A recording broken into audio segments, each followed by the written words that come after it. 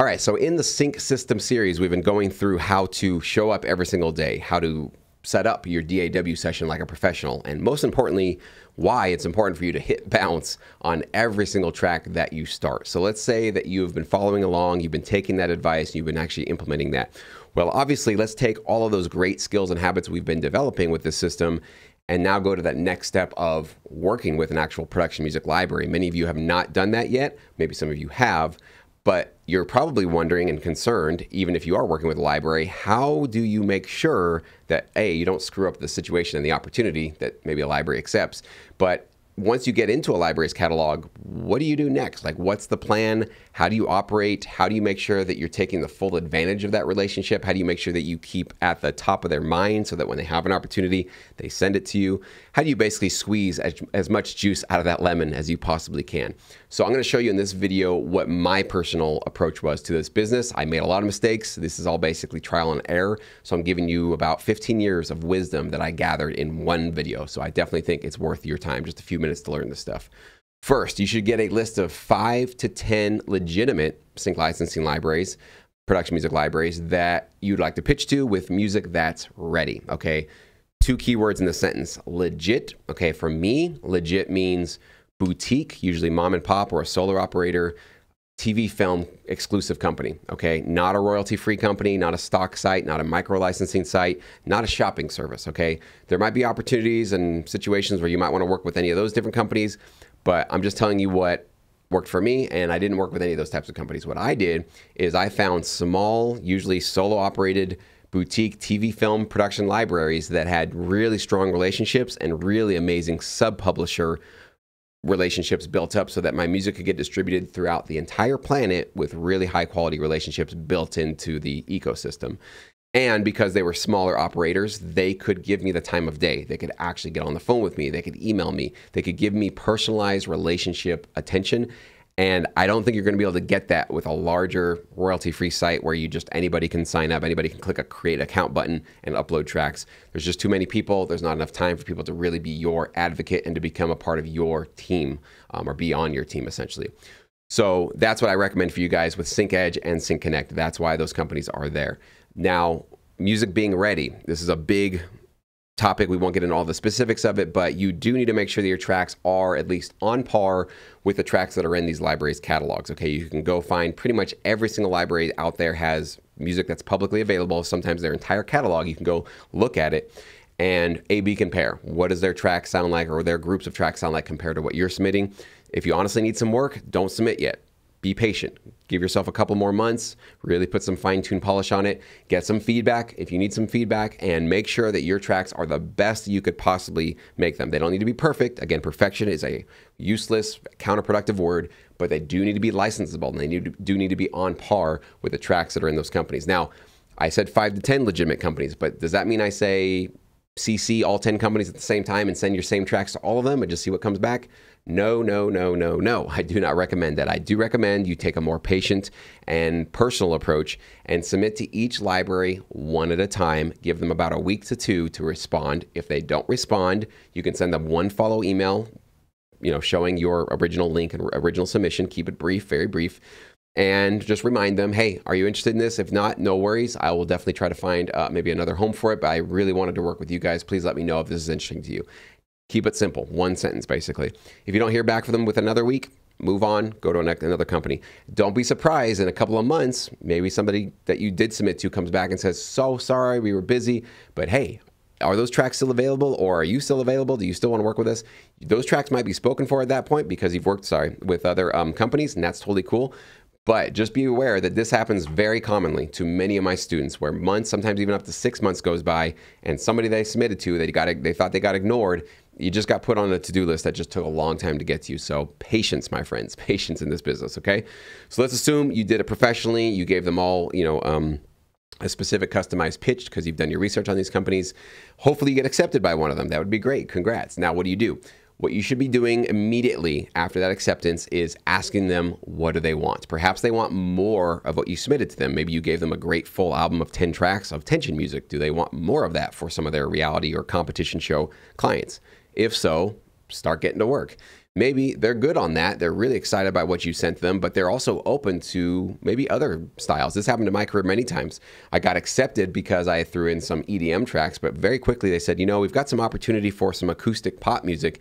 Do you do anything like that? And I said, hey, I've done something like that in my career, not a lot of it, but let me take a stab at it. And so I went and got to work, sent them a demo, a couple of tracks. They liked it. And then I went on for many albums doing that style of music. So once you get into the library's roster, once you get accepted, you got that paperwork signed, now it's about really you. You've got to take responsibility to say, how can I be useful to you? What can I give you? More of the same, some different stuff, a variety.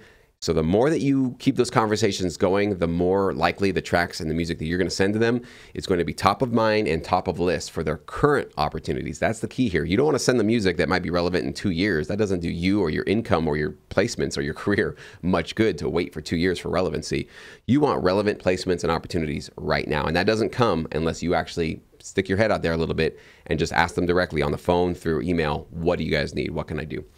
Be available when they ask for anything: stems, metadata, alt mixes, fixes, changes, revisions. If you take any of that stuff personally, this is just going to be a real tough business for you. So stay available, answer your emails and your phone calls and your texts on a timely manner, usually within a couple of hours if you can. Over deliver. If they ask for 2 tracks by 5 p.m., give them 4 tracks by 4 p.m. Give them stuff ahead of time, over deliver, give them more than what they're asking for, and deliver as much as you possibly can. Quality, of course, not just giving them more stuff just to give more stuff, and make sure it's high quality. And this is kind of an underrated quality, but it's such an important point, is just be a cool person to work with. If you're a person that somebody would like to go get a beer with and hang out after work, after doing these licensing gigs, you've got a very bright future, because life is extremely short. There's a lot of talent out there, but there's a lot of also just ego-driven maniac producers and composers that it's just not worth the time. Even if they are the most amazing, talented, create the most beautiful, most licensable, amazing work of art, amazing music, libraries are not going to work with them if they're a headache. If you're a headache, nobody's going to want to work with you. So just being a cool person, being flexible, easygoing, always saying thank you, being accommodating. If they make a mistake, not being pissed off about it. If you make a mistake, own it, right? And just apologize and just say, I'm so sorry, my bad. I'm going to do my best to make sure that doesn't happen again. That's what being a cool person is. Just being self-aware and taking accountability and ownership for your own actions, okay? Submit to every gig that they offer you if you can. And even if it's something that's out of your wheelhouse, still give it a shot. And then always thank them. Always. Not just if you get the gig. If you get rejected or ignored or nothing happens, as you're sending your music in, don't worry about the results of it. Just as you send in those tracks to say, here's for this licensing gig you gave me, this brief, this opportunity. Thank you so much. I really appreciate giving me a shot. I hope this is useful for your clients. That's it. Always, always, always put that thank you. That sticks in people's minds. They remember that gratitude. They remember that just thankfulness that you had, and it makes them want to include you more in the future, because everybody loves to feel appreciated. So showing them that appreciation with or without getting the gig is going to open up more opportunities for you in your career. This is definitely one of those things that I did all the time. Now, the strategy, at least the system that I employed for myself and that you might want to follow in my footsteps, is to partner with 2 or maybe 3 libraries to be able to compare results and adjust your output accordingly, okay? Why only 3? Why shouldn't it be 8 or 10? Well, if you're working with libraries that consistently need new content, new music from you, do you have the bandwidth to put out music for 8 companies at once, or even 5 companies at once? I don't think most people do. I'll be honest, this was my full-time focus, and 2 or 3 was where I maxed out.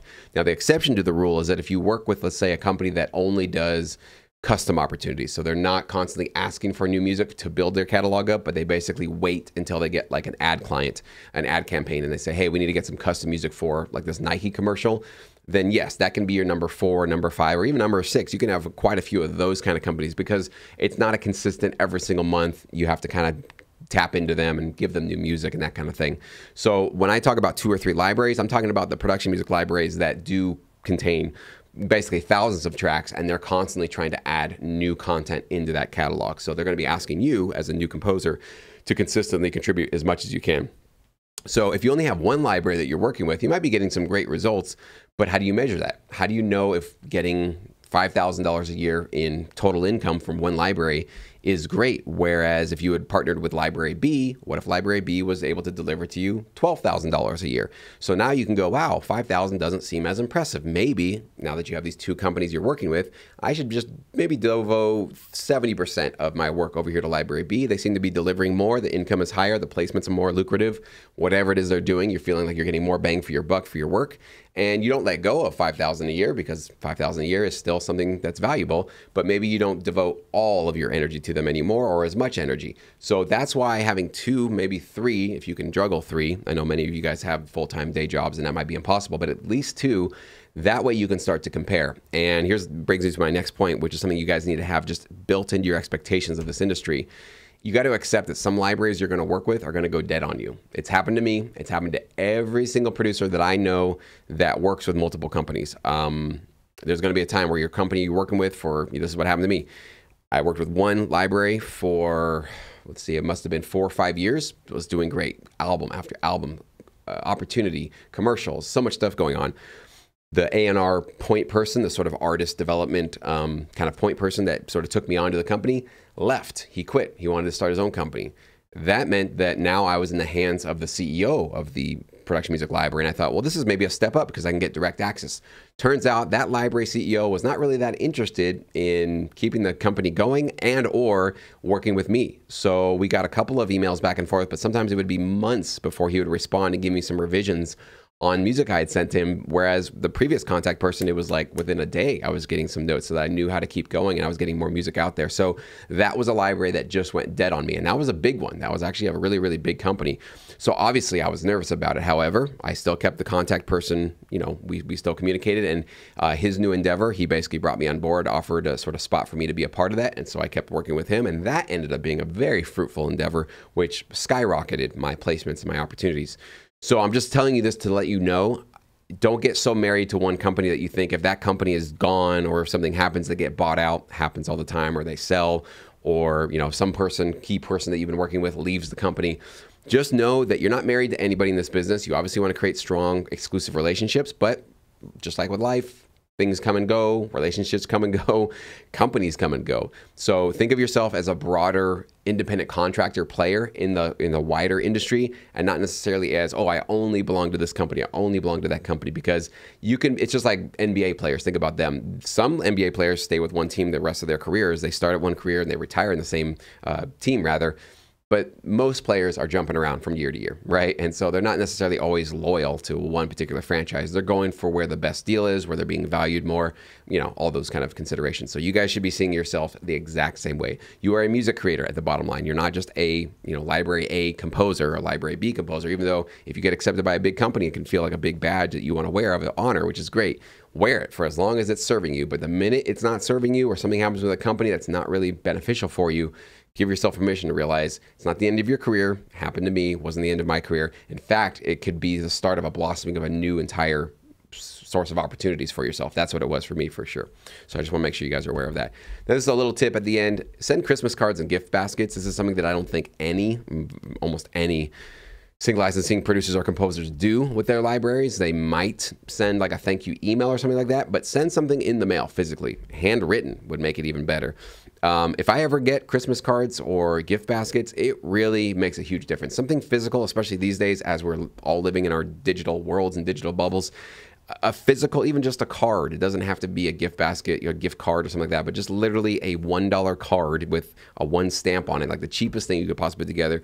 But a heartfelt thank you, quickly handwritten letter will do wonders for your relationships with libraries. Again, this is not about brown nosing and kissing ass or anything like that. Okay, you're not trying to suck up to them. You really are just trying to create an actual real communication and a real relationship with them. Many of the libraries that we partner with in this business, we never meet in person. Sometimes we do, but I've definitely worked with many people in this industry. In fact, I'd say probably the vast majority of people that I've worked with in this business, I can say I never met them, but if I did meet them, it was for a very short, brief opportunity, couple of hours of hanging out, networking, and then back to our little bubbles, and we just kept working. So it's not a very social industry in terms of being together with each other. So the more that we can kind of dip our toes into creating more of a physical interaction with each other, which is not always possible, but sending a letter in the mail with your handwriting that's certainly something that gets across into that sort of realm of a physical touch with somebody else. So very cheap and a very practical thing that you should be doing every single year, putting it on your list. It's going to definitely make sure that you stay at top of mind for these library partners you work with. And of course, let them know that you really do appreciate the hard work that they're putting into offering these opportunities to you and to people like me. So that's what I got for your sync system video for today. We'll have obviously more videos for this series in the future, but let me know below, have these been useful? What do you think about these so far? Do you find that this is going to be something that helps give you a little bit of a compass for how to navigate the waters of sync licensing as you get started? I really would love to hear what you guys think about these videos. These are definitely here to help you in your endeavors wherever you are, whether you're brand new or you got a little bit of a start in this business. I hope this is really, really useful. So please don't be shy. Leave that comment below.